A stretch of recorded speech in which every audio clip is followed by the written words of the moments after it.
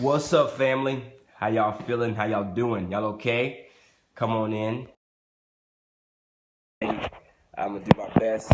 Oh, wait, I need to get this light out. There we go. Let me see if I can get this light out, because that light is just glaring, right? Good morning. Hey, Wendy, how are you? What's up? What's up? What's up? I'm gonna turn this way, get out of this way of this light. Hey, everybody, come on in. What's up, God's Pearl? Hey, Miss North Carolina Giggles. Hopefully I said that right. Hey, me and my. Hey, Nadia. Hey, Vanette. Hey, Sofa. Hey, Latoya. What's up, Nate? Good to see you, bro. Blessings. Salute to you, man of God.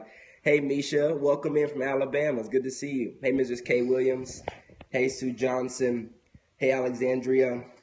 What's up, everybody? Good morning to you. I pray that your day has started off well. I can guarantee you this morning you give me about 10 minutes and I'm going to bless you with just encouragement for your day and also for your week and also for your life. One thing you guys know, one key area of my life that I feel like the Lord has graced me in, given me such wisdom and ability to thrive in due to me just taking some extra seasons to become one that, can be trusted by God to do this well. And it's an area of relationships and just not even romantic, but also friendships as well. And so I just love relationships, man. And I love how God uses relationships as one of the greatest commodities for us in regards to our destiny and our purpose. And so today I want to talk about very quickly one key sign that you are maturing in relationships. How many of you have ever, just roll call, have ever been in a relationship with someone or you yourself where you saw a sign of immaturity, okay? Where you saw a sign of immaturity, where someone needed to grow, where someone needed to do better, be better, but you still realize that that you needed them, okay? That you need them. And I want to just start this off. You go ahead and do an altar call in the very beginning. Is go ahead and put these 3 words in the chat room. I need others. I need others. The Bible, the word others is mentioned over 100 times in the word of God, which means that God has anointed others for your destiny and your purpose. And one of the greatest ways of the enemy to come against your destiny and purpose is using others, whether it be good others or bad others. But the reality is you need others, and the enemy will try to make you feel like you don't need others, or he'll make you feel like you don't need those certain type of others. And so, but I want to give you one key sign that you are maturing in your relationships with others whenever someone comes in, because we all know that most people are not anointed for the good times in our life, but they're rather anointed for the bad times in our life. And what happens is whenever things go bad, we usually have not put in enough time in the good in order to be one to be trusted during the time of the bad. And so this is something, I'm just kind of priming this thing up of why you need to have others in your life, okay? So let's go ahead and hit on it. The one sign that I want to hit on today, I'm going to explain this very clearly, is when you stop taking things personal. When you stop taking things personal, okay? The Bible says in 1 Corinthians 13:5, love keeps no record of wrongs, okay? And then also we find in 2 Corinthians 12:10, that is why for Christ's sake I delight in weaknesses, in insults, in hardships, in persecutions, in difficulties, for when I am weak, then I am strong. So Paul says in the book of 2 Corinthians that he delights. I want to talk about this word insults. I want to talk about this word insults, and I want to bring revelation to whenever you have someone in your life. And I'm not talking about some random guy on the street. I'm not talking about some random woman you bumped into at Walmart. I'm not talking about those types of people. I'm talking about your inner core. I'm talking about people that have access to your heart, that have the ability to do one thing that is key for a successful relationship. And when you allow someone the ability to hurt you, this is what I'm talking about. I'm talking about those people that have access to your place of vulnerability, that have access to people that have access to that place in you that can take you out, that can take you into depression, that can take you into suicide. I'm talking about those people that matter to you, that are important to you. This is a sign that you are maturing when you stop taking things personal.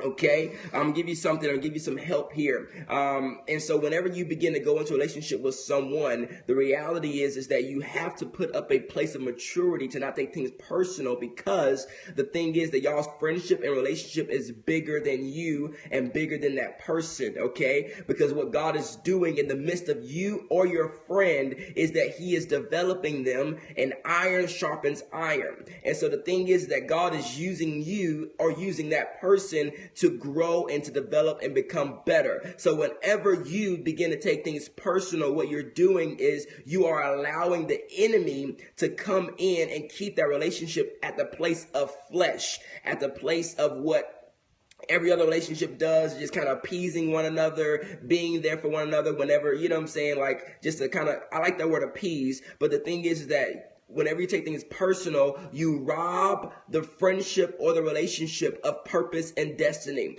Because usually at the moment you are taking things personal, that is a destiny moment, okay? At the moment that you feel the opportunity to feel hurt, or you feel the opportunity to feel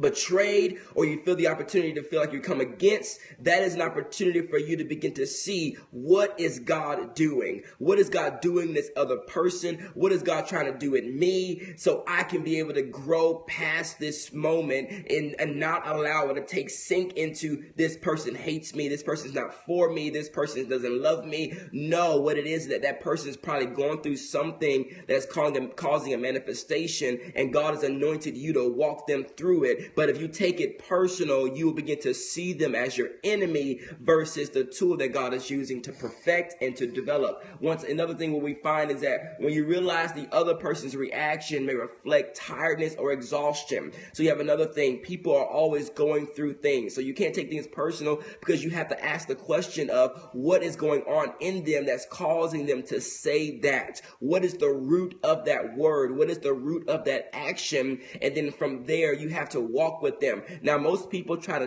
deal with others in the moment when they are emotionally out. And the thing is, you can't do that. Whenever someone is in an emotional moment, or a moment where you are trying to argue, or you're trying to come against them, trying to prove your point, you've got to wait until they are back into their right mind. Remember, you are called to their life and they're called to yours. And the thing is that whenever someone's having a moment or having a situation, if you allow yourself to stump into their moment and you begin to go there, then you're both going to be out of luck, okay? This is why you can't take this personal, all right? Another thing what we find is realizing the other person's reaction may be due to him or her concentrating on issues, problems, or plans. So another thing is that the reason why they may be manifesting on you, having a moment on you, is not that it's about you. It's about something that's going on in their life, something that's going on around them, something that's going on in them that they just don't know how to communicate. They don't know how to get it out. So what they do is they get upset, get frustrated, and get mad. This is another reason why you can't take things personal. This requires a strong level of maturity on your behalf to know your role in a person's life, or them to know their role in your life, so you can be able to go through these destiny moments. So I have literally programmed in my mind, when a friend is having a hard moment with me, or having a conflict with me, or having a situation with me, or says something to me, I programmed in my mind to see it as a destiny moment. What does God need me to see here that I need to stay sober so I won't miss it? Many of us have missed destiny moments because we allowed our feelings to begin to get ruffled and to get feathered. And before you know it, we missed the moment. And now the friendship is just was pointless. You missed it. And so you're going to get it again. But this is why friendships are powerful. It's because you go through growing pains together, and you got to catch the moment and capitalize on it for growth and for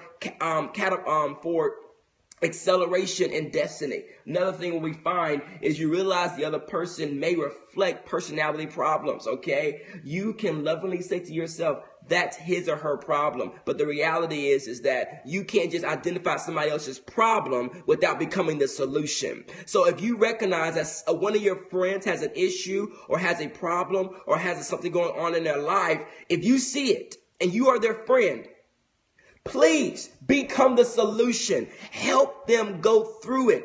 You over here calling out their issues and their problems. If you're not want to be a solutionist for their issue or problem, then you are not a friend. You are simply an acquaintance that is observing their life from an outside view. If you are a true friend, get in the mud with them, get in their mess with them, and walk with them through it. If you are a true friend, you will gird yourself up and be mature in order to be able to support them through that, to see them past their issues and their problems. Now, granted, a lot of you need these type of friends in your life. Someone that will do this with you. But I'm going to tell you right now, the reason why I'm not talking to you and bashing your friends is because I want you to be a better friend. I want you to be a stronger, support system. I want you to be able to do it, because whenever you begin to be this and do this, it will draw others into your life that can do it for you. Another thing we find is that you realize that you may not see things clearly or may misinterpret things. So this is why it takes time for you not to take things personal, because if you take things personal, it could mess you up from being able to see things in the right perspective. Okay? If you take it as, man, they just doing this against me, maybe they don't love me.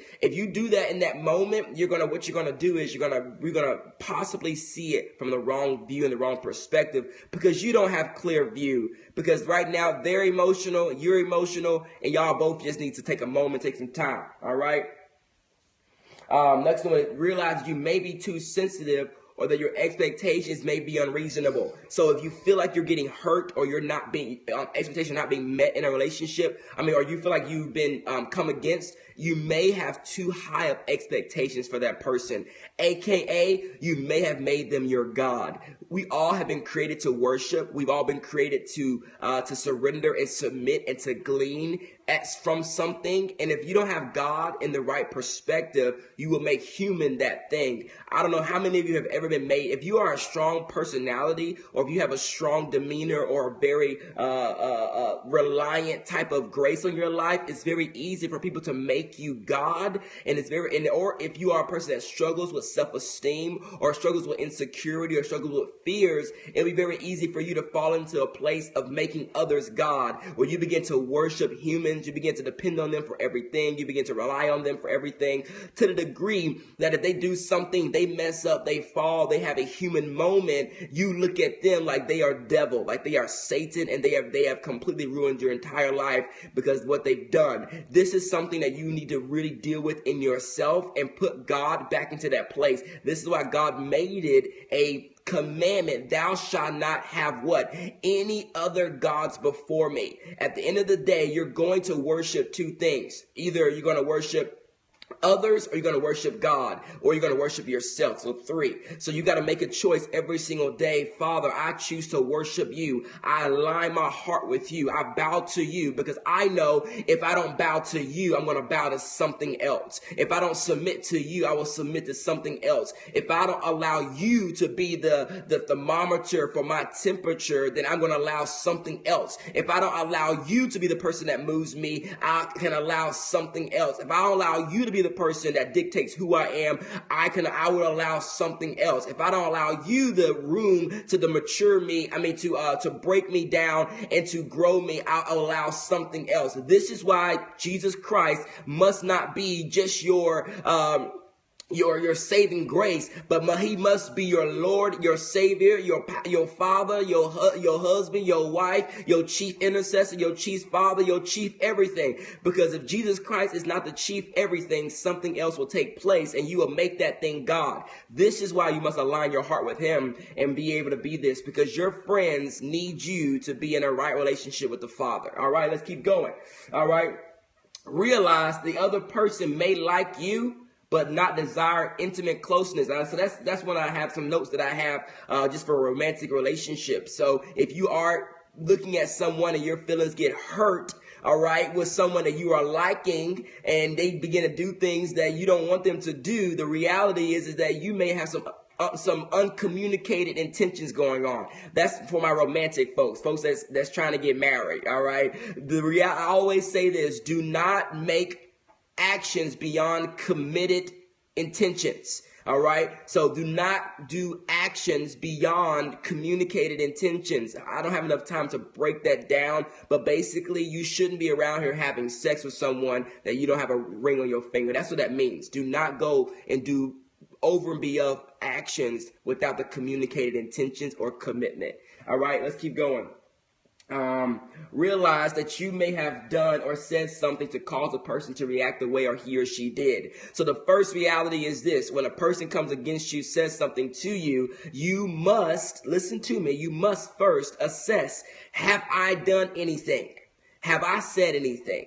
You got to double check yourself, all right? Because the Bible says in Romans chapter 12, what does it say in Romans chapter 12? Do not think of yourself more highly than you ought. You are not perfect, my friend. You definitely can offend. You definitely can hurt. You definitely can do things against people. So the reality is that you must, when someone feels hurt or affected or conflicted or mad at you, instead of taking things personal, you've got to begin to assess, have I said anything?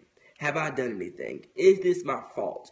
Process of elimination. Check yourself first, because when you check yourself first, then you can go through what they're going through and be able to be there for them, and just realize you may just be the punching bag of the moment. This is why you got to be strong. People need you. All right.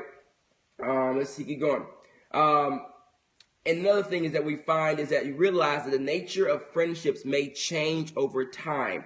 Interests may change, needs may change, and sometimes friendships change accordingly. This is why a lot of times, a lot of you are just rubbing with someone because you haven't assessed the possibility that they have changed or you have changed. And you guys have kept the relationship at the same place that it was 3 years ago. I'm sorry. God is a God of seasons, ladies and gentlemen. And if you're not moving with God and moving with change, then you're going to get left behind. All right. And so friendships will change, man. The need that a person was meeting a year ago may not be the need they're graced to meet in your life now. So when you begin to feel some shiftings or some possibilities where you're getting conflicted, well, why are we talking as much? And why are they talking to me like that? Why do I feel like we're not connecting? Why do I feel like we're not on the same page anymore? Instead of you taking it personal, deal with it. Don't get mad and upset and frustrated. That's a destiny moment for you to go in and to assess what is really going on in this relationship. But the reality is that you must first have it programmed in your mind that every relationship is for destiny. If it's not helping you get to destiny, then what's it for? What's going on here? All right.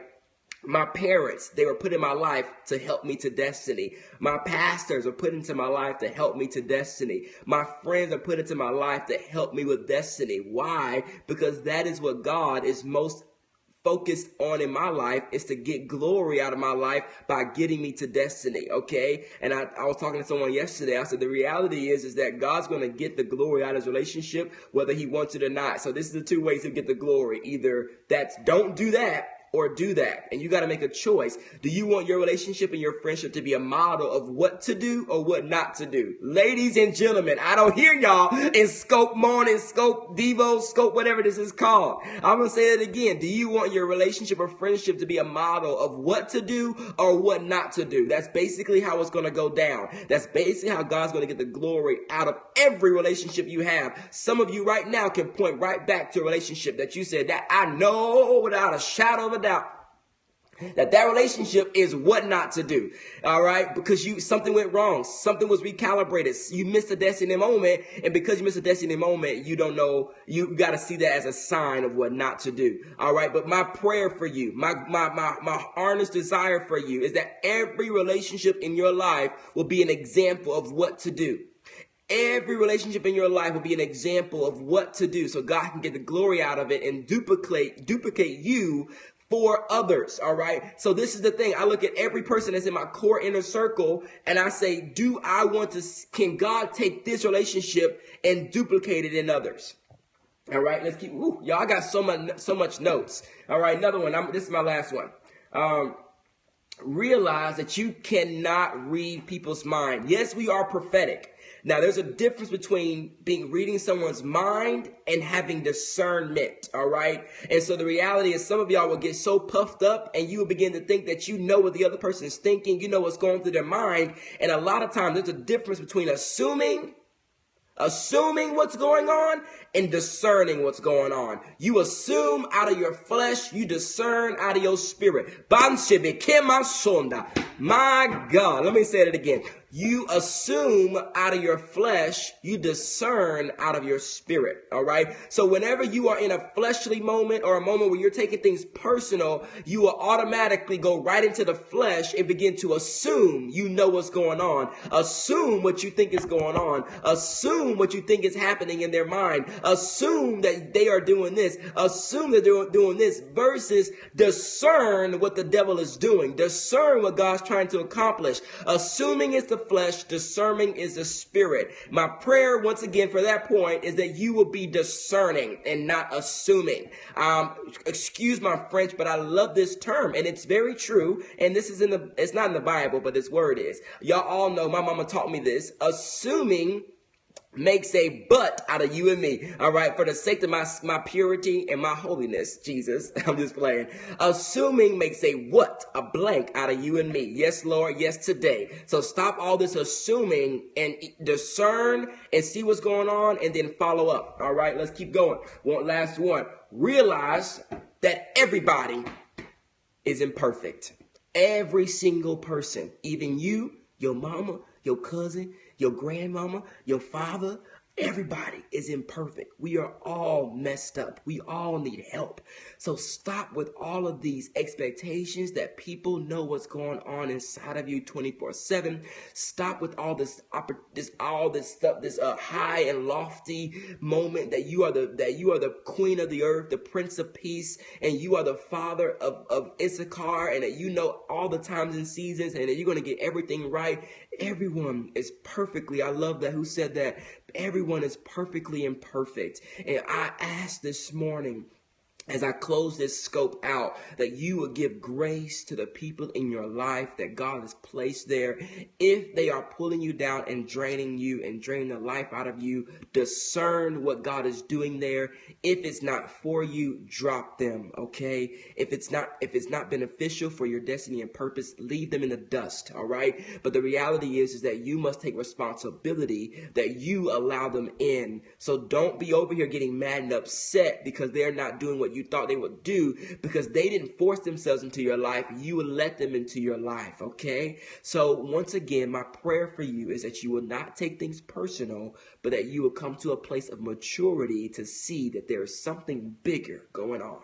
Father, I thank you for my brothers and my sisters this morning. God, I thank you that in their relationship, they will begin to see their life and their friendships as bigger than them, that every moment of conflict, of trial, of tribulation, like my brother Paul said, he desires and dwells on insults, on persecutions and hardships. Why? Because Apostle Paul had a revelation of destiny, and destiny comes through pressure. Destiny comes through conflict. Destiny comes through hardships. So, Father, I thank you that my brothers and my sisters are anointed for the hard moments and the hard situations, and they're going to press through and win every time. In Jesus' mighty name. Blessings to you guys. Scope Devo, Scope Temple, I love you guys. You guys are encouragement to me. I'll keep bringing stuff to you. Clearly, you guys can tell that I'm working on something with all these notes that I have on these things, and I pray that God will continue to use you. I'll check back in with you guys tomorrow. Peace.